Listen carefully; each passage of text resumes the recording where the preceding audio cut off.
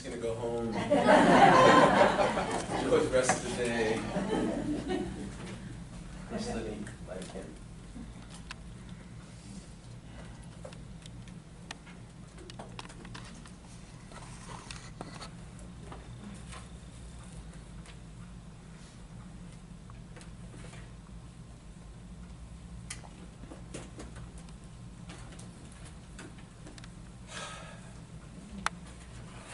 I say, hello, God.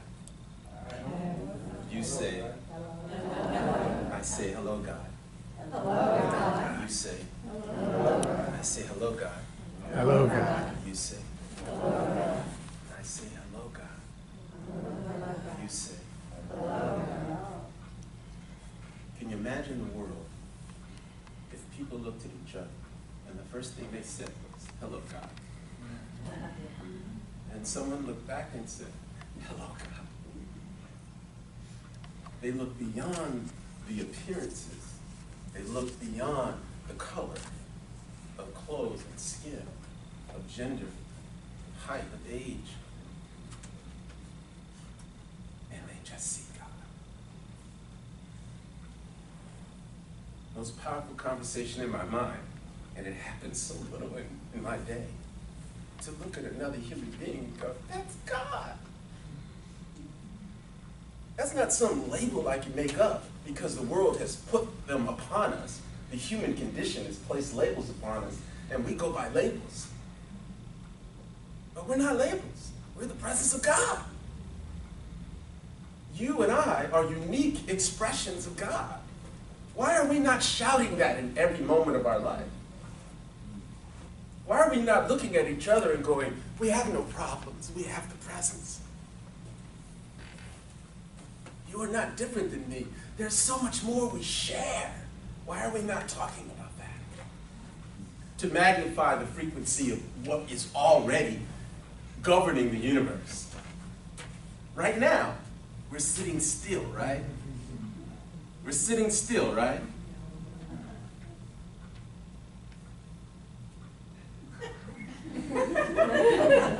Aren't we? We're sitting still, right? Yeah, we're right. No, we're not. We're energy constantly in motion.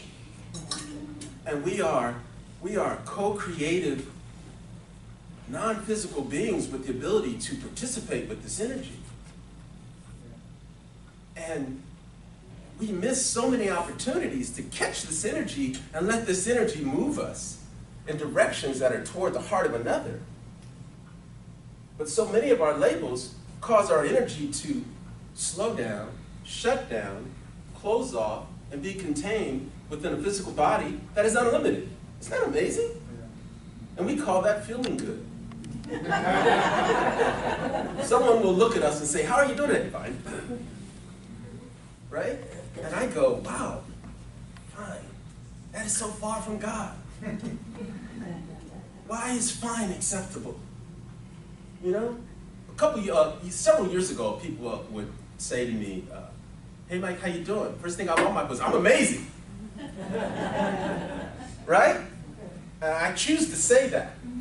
Not that I feel amazing in every moment, but check this out, you guys. Check this out.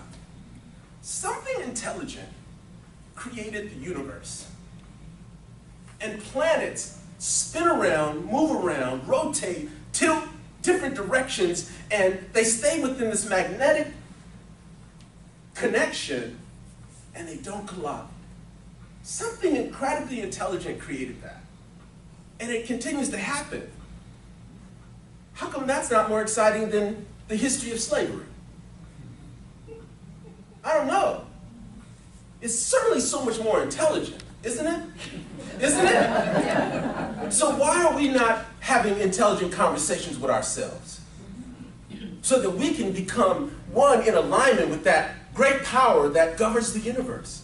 Because that great power that governs the universe is why I'm standing here in a body using these words to say, wow!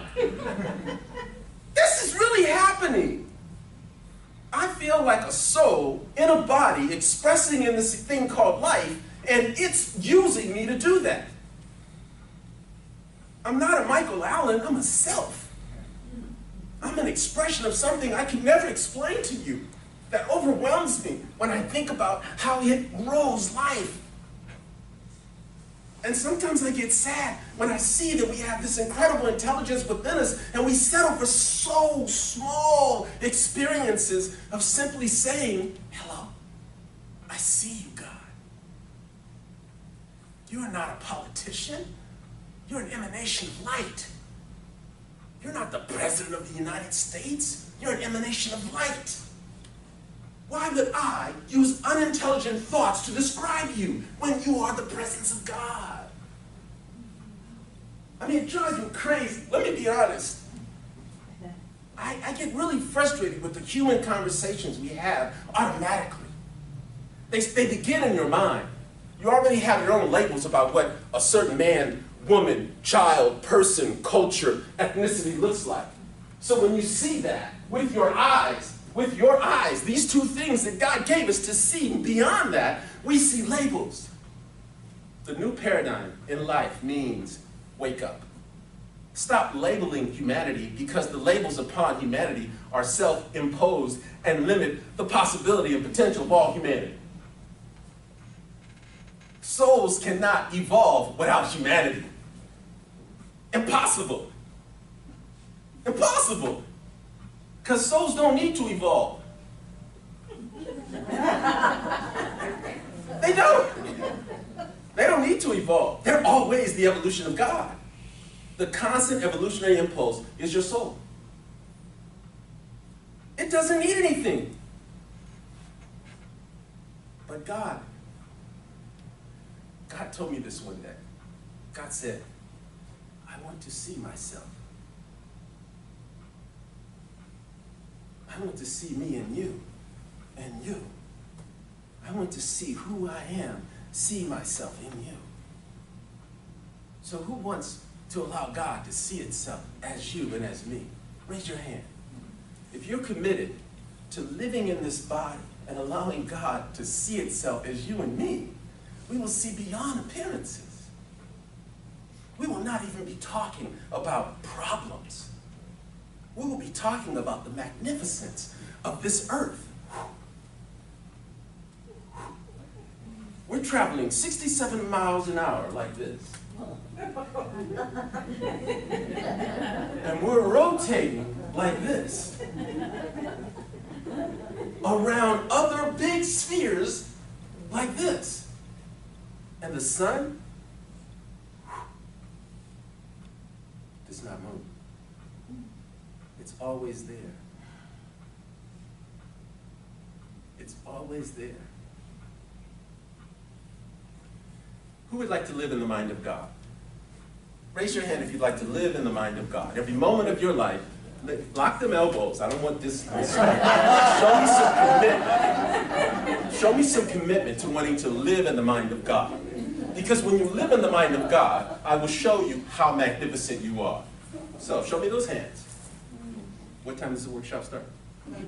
11:45. Comes 11:45, we'll work on that. Literally. That's what the workshop's about. How to live in the mind of God. Everything starts in our mind. So why don't become the farmer of the thought, the idea, the dream, the vision? Why not be the diligent farmer who knows how to till the soil of truth? Why not be the farmer that includes all of the livestock in the organic expression of your life? No judgment, no criticism. Everything is a beautiful expression. Let's till the soil. It starts in your mind. In the mind of God, there is no such thing as judgment. In the mind of God, there's no such thing as different. In the mind of God, there's no such thing as separation. In the mind of God, there's no such thing as judgment. In the mind of God, there's no such thing as Hate. And your mind is where? Your mind is where? In the mind of God. There's only one mind, right? Hey, let's be honest. We say that, and then we go right back to, Democrats are driving me crazy. Right? We say that, and then we'll go, them kids need to stop playing on my yard. Right? We say that, Someone walks through the door, holds the door for you, you don't even acknowledge their presence. It's like you're saying a big to God. I just want you guys to know I'm talking to myself. I did not come here to give a sermon or a talk or give you anything. I came here to experience God in me. Where do I have to leap into my life to make the words that are coming out of me my life? It makes no sense for me to say these things if I don't admit that I am challenged to do this every day, all the time. Take a breath. Who's breathing you? God. Who's breathing you? God. Take another breath. Who's breathing you? That's it. So when I look out at the world and the first thing I want to do is judge someone for cutting me off, I go, the planets never collide. Why do I get upset? Because an individual ideal is moving differently than me. Why do I get upset? Because no one knows what my next destination is, and they're all getting in my way. But gravity never says, okay, Mike, we're going to get you. You're going to go play tennis one day and then float away.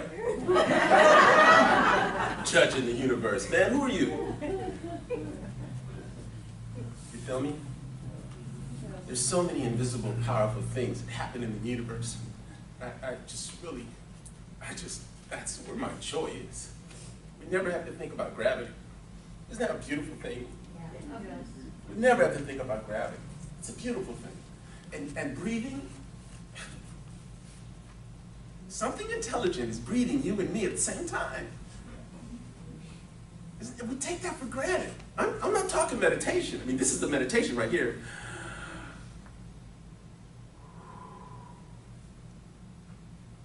That's a meditation. To embrace that breath, like in this moment I'm alive. Most powerful point in time and space is right now. Right now. So I say, hello God. Hello, God. Hello God. Hello, God. I see you, God. I see you, God. You look amazing. You look amazing. You are so unique. You are so unique. You create the most amazing experiences. You create the most amazing experience. What courage it takes to take a body and be in this experience. Courage it takes to be body and be in this experience. God, I love you. God, I love you. God, I love you. God, I love you with every cell of my being. I love you with every cell of my being. I am so in joy with you, God. I am so in joy with you, God. I'm so grateful to be in this body and to see you. So grateful to be in this body and see you. Use me, God, Use me, God, to see you, to see you, to touch you. to touch you. I'm a soul, a physical soul. And the only, well, hang on.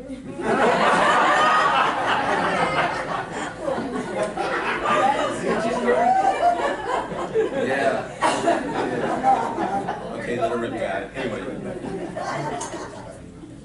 There's so much is just, these aren't the things I thought about all week for my talk, I tell you. But this one is real. Souls in a body. When we come together and our energy starts to connect, that's such a great recognition of a soul in a body. Because you've had situations and circumstances out in the world where someone's been rude, disrespectful, unkind. You've watched it happen to you and other people, and it just touches you deeply. When you hug someone from now on, remember, souls do not have physical presence. So when they hug, it's like God recognizing itself in a body. That's a different kind of energy. So when you hug, remember you're hugging God. You're hugging the presence of God. You're being acknowledged as a physical being. But you are a spiritual being going, wow. Truly, eyes open, ears open. I am in this thing called life, and it is in me. unity. Unity. So the workshop is going to be about the process. And I like to say workshop. The workshop is about what does it take for me to live in the mind of God? So that all my thoughts are in alignment with who I really want to be in the world. What does that take? What do I have to compartmentalize in my thinking so that I can stay focused on the infinite, on the divine source that governs who I am? What does that look like? Have you ever had that question? Have you ever asked yourself that question? That's what we're going to do this afternoon. We're going to experience God. I don't want to just talk about God. I want to experience God. The human experience is crazy. It's crazy. It's filled with senses and reactions and opinions and judgments and criticisms and separations and divisions, and everybody's fine. Right? And everybody's fine. And we all know that there's this intelligence that's governing life that we can't explain. That we can't describe it.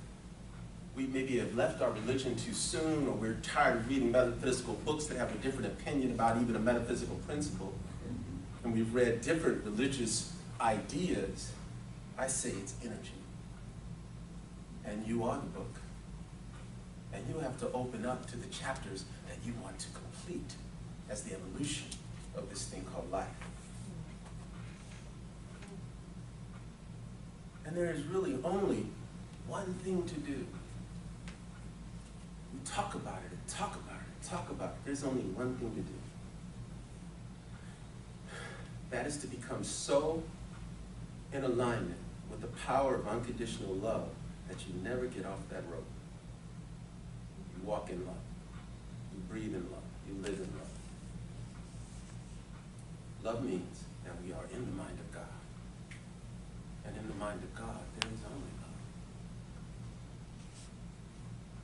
So I invite you, from now on, when you see each other, first seek God.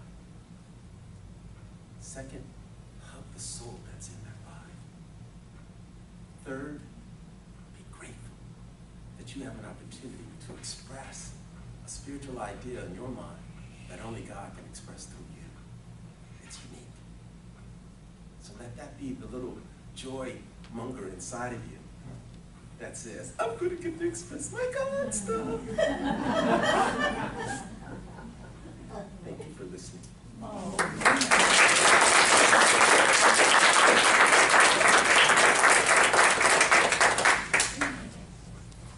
So what we do now, pray? We have music? Oh, okay, I'll get out.